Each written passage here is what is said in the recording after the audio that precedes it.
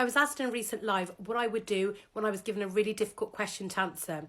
And my one foolproof method is always going to be use the STAR technique. If you don't know what the STAR technique is, this stands for situation, task, action and result.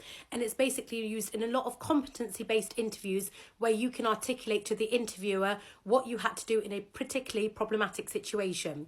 So the S, as I mentioned, stands for situation. And this is where you're going to be given a background to the problem. So what was happening? What was the issues that you were dealing with? What was the crisis? T stands for task. So this is going to be what were the tasks that you were given in order to resolve that situation.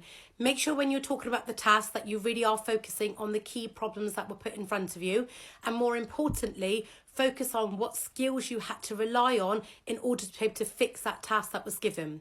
The action is going to be hopefully a positive one, and the action that you would have taken would be all about showcasing your skills. So don't worry about what other people were doing at the time. What did you have to do at the time in order to resolve that problem? So really go through your action, that methodology step by step.